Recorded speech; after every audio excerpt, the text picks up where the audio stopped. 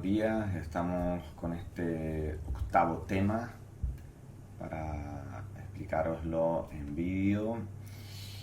Y bueno, seguimos con el curso de Educación 4.0 y hoy vamos a hablar sobre datos abiertos y el equilibrio que existe entre el acceso a estos datos abiertos y los dilemas sobre la privacidad que plantea, ya que estos datos, cuando están en abierto, deben sobre todo proteger la privacidad de las personas. Bueno, es un tema que a día de hoy se sigue debatiendo y sobre lo que hay mucho que decir y sobre todo hacer. Ya veíamos en la primera semana que el tema de la ciberseguridad estaba en el background de toda la cuarta revolución industrial. Todas sus tecnologías emergentes necesitan ser seguras. Por ejemplo, el Internet de las cosas, el Internet del todo, la inteligencia artificial, la calidad de los datos que hablábamos para la inteligencia artificial, siempre subyace en pensar, en dejar de manifiesto que son estructuras seguras, tanto en lo que es acceso como lo que es en generación de estos datos. No van a vulnerar ningún derecho fundamental, el uso se hace de forma correcta, etcétera, ¿no? Hasta ahora no hemos hablado de ello porque cuando vemos el desarrollo de la industria 4.0, de la educación 4.0, del aprendizaje 4.0, se supone que se va a hacer de forma segura. Bien, los datos abiertos consisten simplemente en poner a disposición pública conjuntos masivos de datos, un big data que llega a ser en algunas ocasiones toda una ventaja para gobiernos, instituciones, etc. Y cuando hablamos del big data educativo, lo ideal también sería que parte fuera un open big data, ¿no? Pero bueno, no tiene por qué ser siempre big data, también pueden ser pequeños conjuntos de datos y simplemente con que sean de naturaleza abierta, que se puedan acceder a través de API o directamente, pues ya tendría este carácter, ¿no? Plantea un dilema, como bien he dicho, desde que se comenzó. No es un concepto nuevo, pero siempre se ha hablado de apertura versus privacidad como derecho fundamental. Cada vez hay más gobiernos que lanzan iniciativas de datos abiertos, tanto en ciudades como en regiones, en el propio país. Y a medida que se recopilan más datos sobre la ciudadanía, pues el dilema se sigue aumentando, ¿no? O sea, se sigue creciendo y se sigue alimentando de alguna forma, ¿no? Porque estos procesos, estos procedimientos de apertura de datos no siempre tienen los niveles de seguridad, infraestructura, logística que se requieren y se detectan muchas veces fallas, lo que por otra parte los beneficios son muchísimos. Es decir, más allá de lo que sería que sumarse a la filosofía Open Knowledge, Open Data, por parte de estos gobiernos, lo que hay que preguntarse es que si realmente los riesgos que se están asumiendo merecen la pena, ¿no? Si hay una diferencia de valor en cuanto a lo que es arriesgarse, ¿no? A que todo esto esté en abierto y se puedan hacer usos indebidos. Pues la respuesta es sí. Es decir, hasta ahora todas las iniciativas que se han llevado a cabo han dado más beneficios que perjuicios. Es decir, cuando los gobiernos ponen sobre todo estadísticas basadas en datos o conjuntos de datos oficiales de distinta naturaleza para el acceso y disposición pública, tanto los gobiernos como las instituciones público-privadas y la ciudadanía suelen salir beneficiadas. Como no, pongamos por ejemplo lo que ha pasado este último año respecto a la pandemia. 2020 fue el año de la pandemia y marcó un hito histórico, sobre todo en investigación y descubrimiento de numerosas vacunas en tiempo récord. Yo recuerdo al principio de la pandemia que evidentemente yo hablaba de se va a conseguir antes de final del año de 2020 y me tomaban por loco, sobre todo gente del sector de la salud, los sanitarios me decían jamás se ha conseguido, las vacunas tardan en torno a 5 o 10 años. Pero, y yo hablaba de que justamente se iban a compartir todos los datos a nivel mundial, que el Open Data de la pandemia junto a la inteligencia artificial posiblemente iba a acelerar el proceso de investigación en toda la comunidad científica. Y así fue. No es que yo fuera adivino, ¿y tú qué sabes? No es que fuera yo adivino, pero la tendencia era esa. En los últimos 3 años el Deep Learning ha avanzado muchísimo, el aprendizaje profundo es un área de la inteligencia artificial, y el Open Data pues ha permitido que la inteligencia colectiva funcione mejor que nunca como complemento con la inteligencia artificial. Entonces era muy probable que se pudiera conseguir y así ocurrió, se consiguió en tiempo récord. Evidentemente, al margen de la pandemia, cuando los gobiernos abren sus datos, históricamente, o sea, por ejemplo ocurría con Suecia, se hace por un tema de transparencia y también de eficiencia y eficacia, ¿no? Pero la apertura al principio sucedió por ser mucho más transparente y hacer que estos datos fluyeran en todo lo que era el conjunto del Estado. Pero en la crisis del COVID, lo que ha llevado sobre todo es a poder tomar mejores decisiones basadas en datos.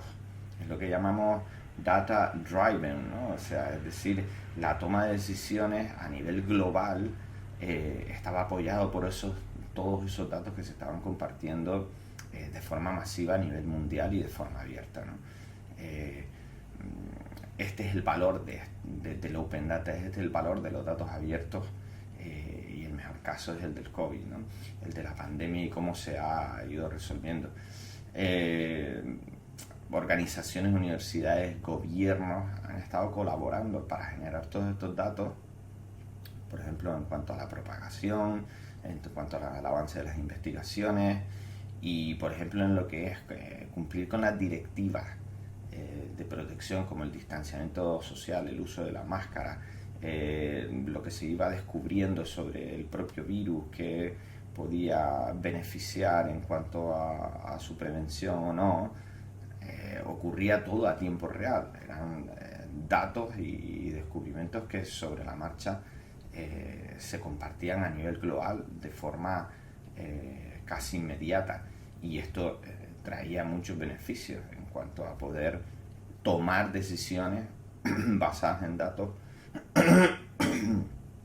que estaban teniendo esa naturaleza abierta, y todo lo que ha ocurrido, yo creo que la velocidad a la que se ha ido ha sido gracias al punto en el que estamos respecto a los datos abiertos y el uso por parte no solo de la tecnología, sino de todo lo que sería nuestra civilización actual. Y es el camino hacia donde vamos, aunque va a ser un camino largo, y ya digo que plantea dilemas respecto a la privacidad, es el camino. En cuanto a la pandemia, una enorme cantidad de datos se publicaron en abierto, se han compartido, se siguen compartiendo, y como decía, de esta forma el proceso que históricamente se situaba en torno a 5 años sobre el desarrollo de una vacuna se logró en tan solo 9 meses. A los 9 meses más o menos ya habían estadios iniciales del desarrollo de vacunas que se les suponía que iban a ser exitosas, y así fue. Y de hecho ahora estamos en el proceso de vacunación mundial y está funcionando. Pero bueno, ¿cuáles han sido los datos abiertos durante esta pandemia, ¿no?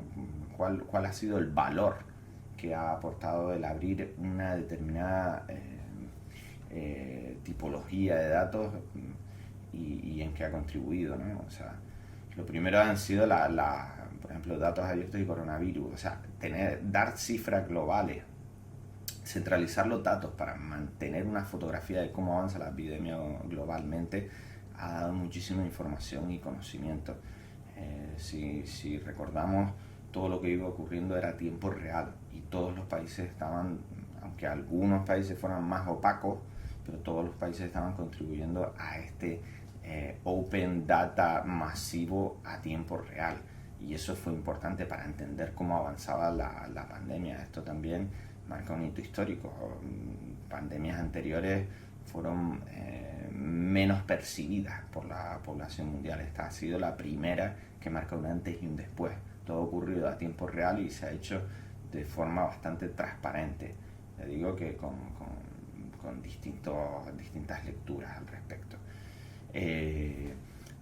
¿Qué otros datos? Los recursos abiertos para analizar datos y ver ejemplos de cómo aplicarlos. Es decir, no solo se abrieron los datos, sino también se sistematizaron las herramientas y los casos de uso para que se extendieran las buenas prácticas al respecto. O sea, ya hubo un código ético de cómo usar los datos, y sobre todo también un código ontológico de qué es lo que estaba empezando a funcionar. Colaboraciones sobre datos abiertos, open data, con empresas privadas. Es decir, el ecosistema colectivo de datos empezó a funcionar, se creó como una especie de metaorganización que hacía fluir todos estos datos y generaba valor en el uso de esos datos, ¿no? Otra naturaleza de datos abiertos fue la información verificada para visibilizar la emergencia pandémica. Es decir, se crearon portales para intentar alertar sobre los posibles bulos y verificar qué noticias eran reales y qué noticias eran falsas, ¿no? Porque hubo y sigue habiendo muchas fake news al respecto sobre la pandemia. Por tanto, hubo una apertura también de datos para intentar desde las fuentes institucionales arrojar luz sobre saber qué era lo real y qué era lo falso. Y por último, el uso del open data y la co-creación, que aquí acabamos de hablar que la participación ciudadana muchas veces cobra mucho protagonismo en el concepto del open data. Es decir, la sociedad civil, además de ayudar a los gobiernos a abrir datos, aunque estuvieran anonimizados por tema de privacidad y protección, ha generado espacios de colaboración e intercambio de buenas prácticas para este uso de datos. Es decir, la ciudadanía ha colaborado lo máximo posible, ha co-creado con los gobiernos y las instituciones en que el mayor número de datos pasen a esta investigación, a este desarrollo de la búsqueda de soluciones para la pandemia en lo máximo posible. Este es el valor de estos datos abiertos. Otros casos anteriores, pero o sea, creo que la pandemia del COVID ha sido el caso de éxito más claro y que marca un punto de transición, ¿no? Donde se ha visto realmente el enorme valor del open data. Pero otros casos de éxito anteriores, sobre todo en salud, fueron por ejemplo en Paraguay en 2016, que ya se veía, por eso se hablaba también de la aparición de virus y cómo se debía obrar y todos los simulacros que se hicieron. O sea que no fue que la pandemia apareciera de golpe, ¿no? Sino ya se veía que podría ocurrir. En 2016 Paraguay usó el Open Data para prevenir la propagación de la fiebre del dengue. Y en 2018 Namibia usó el mayor proveedor de telecomunicaciones del país para intentar identificar dónde los ciudadanos estaban en alto riesgo de contraer malaria. Es decir, era otro Open Data para alertar a la ciudadanía de cuáles eran las zonas de mayor riesgo. Y todos estos casos anteriores se han visto también en la toma de decisiones respecto al COVID. Bueno, el Open Data no solo marca una diferencia en la salud, también se puede obtener su enorme beneficio en agricultura, en el desarrollo de ciudades, en urbanismo, en ciudades inteligentes, en educación, por supuesto, educación 4.0, en finanzas públicas, etcétera.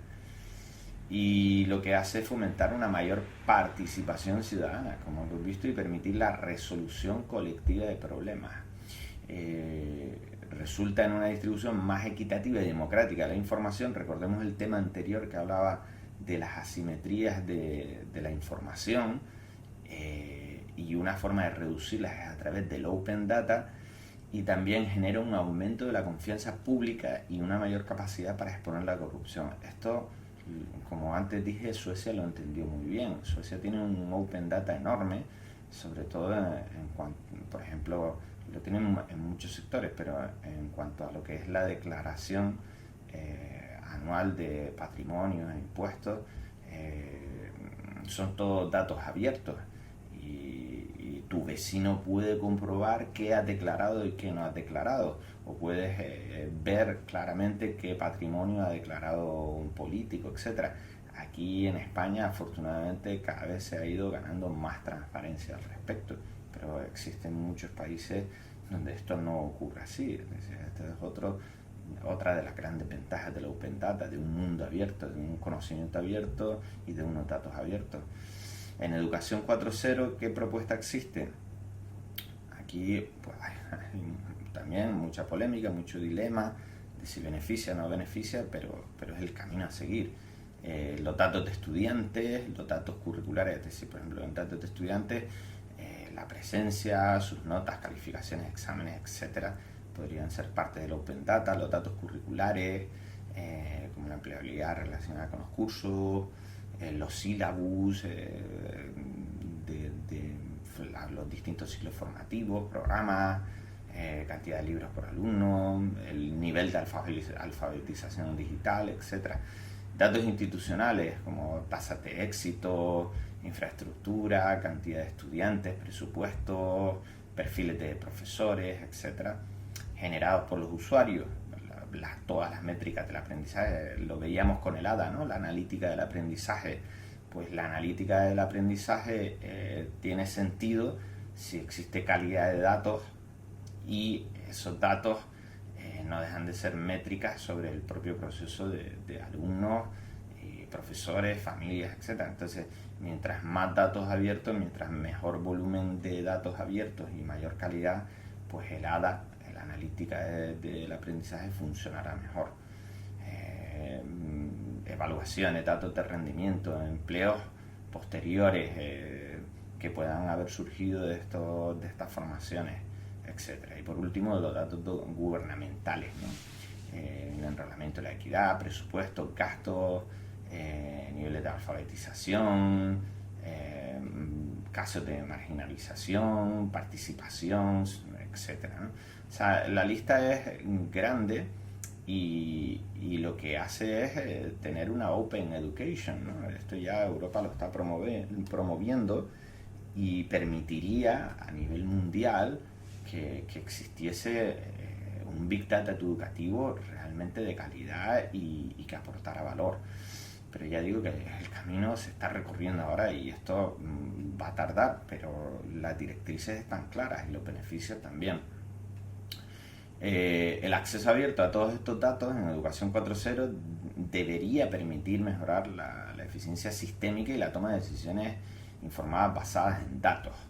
Esto ya lo vimos también cuando veíamos la importancia de la inteligencia artificial, de las diferentes propuestas para Educación 4.0. Por supuesto que cuando todo esto se vaya desarrollando es lo que va a aportar al gran ecosistema educativo, ¿no? Si los diferentes actores de la administración educativa, padres, maestros, estudiantes, investigadores, sindicatos, etcétera, tienen acceso a todo este Big Data educativo, y existen las herramientas correctas para hacer esa analítica, y después que las decisiones estén basadas en estos datos y en estas predicciones, evidentemente la eficiencia exponencialmente va a mejorar. También va a permitir este Open Data que los estudiantes puedan crear nuevas herramientas inimaginables, ¿no? O sea, al final la calle acaba encontrando el uso de la tecnología, ¿no? O sea, los propios estudiantes, las nuevas generaciones van a acabar creando nuevas herramientas, enfoques, formas de entender este gran Big Data y bueno, este acceso a esos recursos y esa nueva toma de decisiones. Ellos también van a poder tomar decisiones basadas en datos sobre sus propios planes de carrera de una manera más informada. Hará que, como decíamos, se reduzca esa asimetría de la información. Al final lo que estamos haciendo es que el estudiante se convierta en la persona que queremos para esta nueva educación 4.0, o sea, se convierte en un protagonista. Es este enfoque que veíamos al principio, es una educación centrada en el ser humano, y para que esto sea así, no en los contenidos, tenemos que dar herramientas, datos, posibilidades a estas personas para que no solo sean, sino que puedan hacer en torno a lo que realmente quieren. Pero son decisiones basadas en lo que está ocurriendo realmente. Y eso no había ocurrido hasta ahora, es lo que podría aportar el tema de traer un Big Data educativo abierto y que ellos sean los que lo puedan usar realmente y extraer sus conclusiones.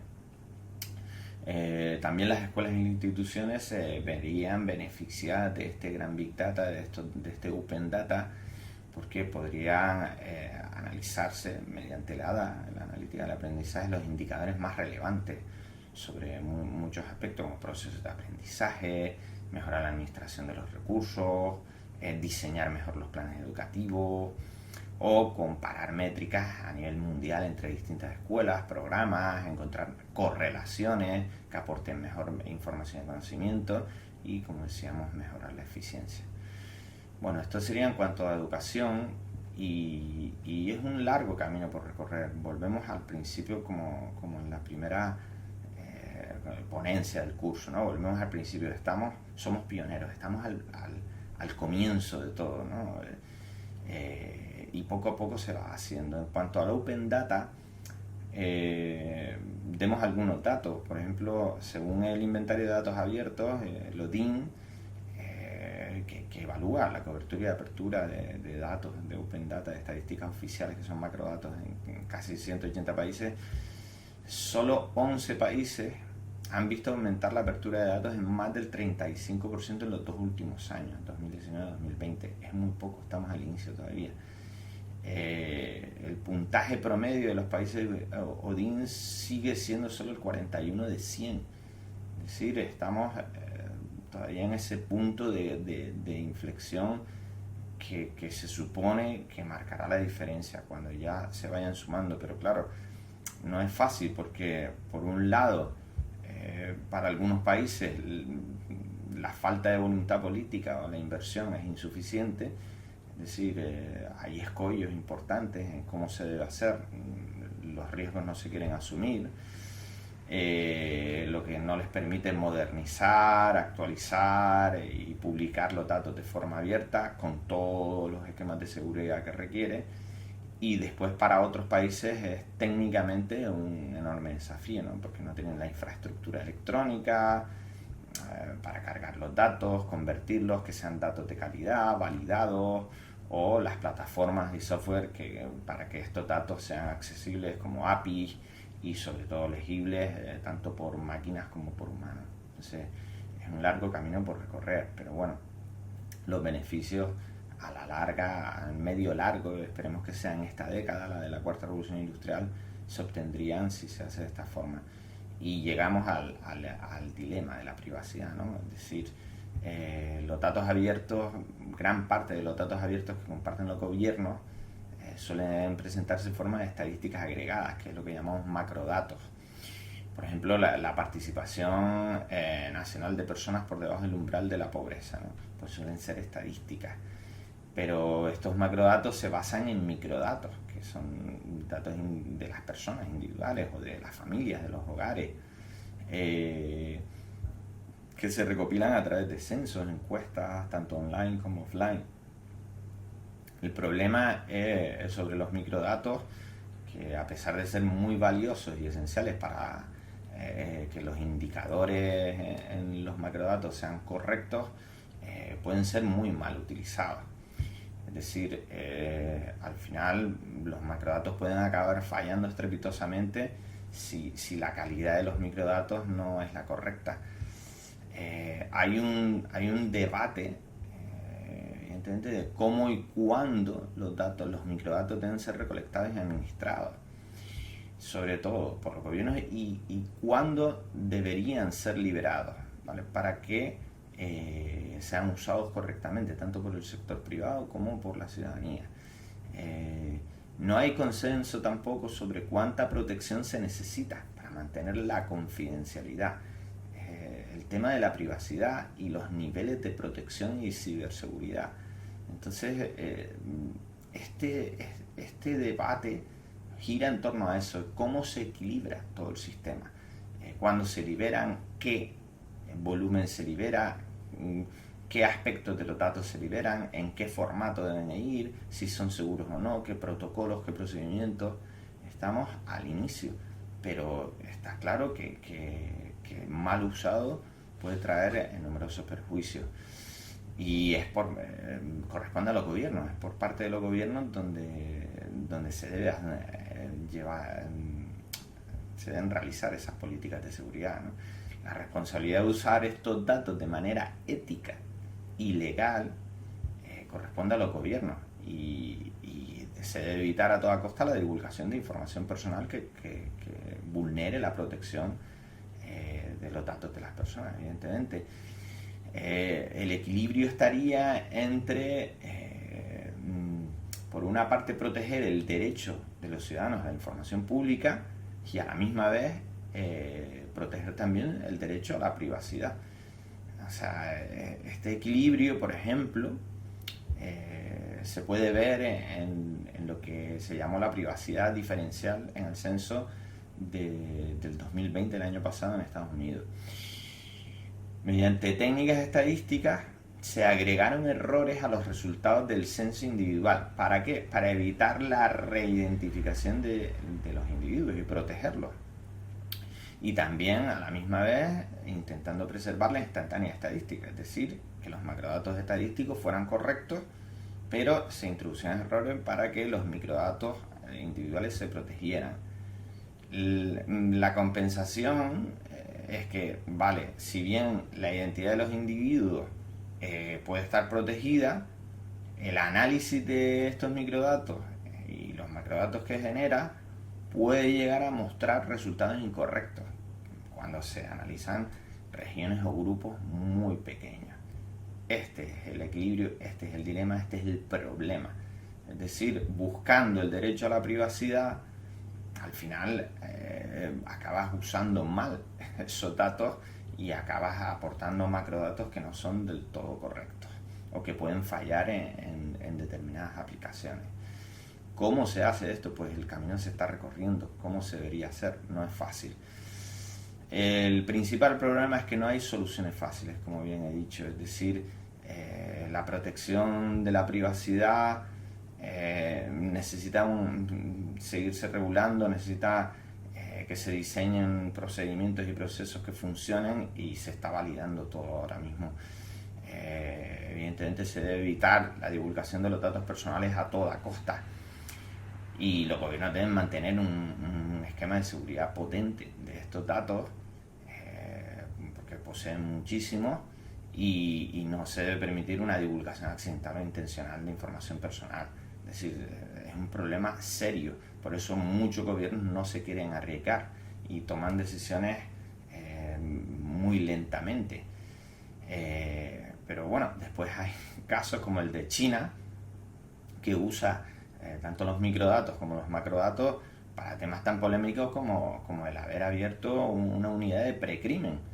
Es decir, usan la analítica de datos basada en la inteligencia artificial y todos los microdatos que recopilan sobre sus ciudadanos en concreto, para saber si podrá cometer un crimen en el futuro, que esto era de la ciencia ficción y ya lo están haciendo.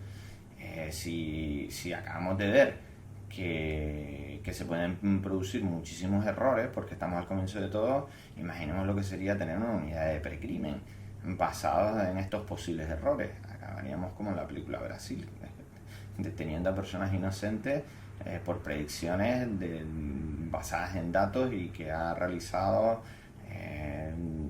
un sistema de inteligencia artificial que puede tener unos sesgos algorítmicos enormes. O sea, pero ya lo está haciendo China, porque ellos el derecho fundamental, determinados derechos fundamentales en lo que es su esquema de equilibrio los ponen en un lado de la balanza donde la ciudadanía sale muy perjudicada. Pero otros gobiernos, como por ejemplo Kenia, que sí que ha comenzado a implementar políticas y leyes bien equilibradas, llegó a suspender el nuevo Programa Nacional de Identidad Biométrica, esperando a que hubiesen leyes sólidas para mejorar la privacidad de los datos y evitar la discriminación sobre minorías. Y este creo que es el camino. Y en ese caso, el ejemplo de Kenia creo que es el correcto éticamente, ¿no? Bueno, realmente este equilibrio pues es el que genera más controversia. Si bien las leyes sobre privacidad de datos son un paso que hay que dar hacia la construcción de este marco del control y el uso responsable de estos microdatos para generar macrodatos fiables y que se asegure esta protección sobre estos microdatos, que nunca lleguen a manos o a usos indebidos.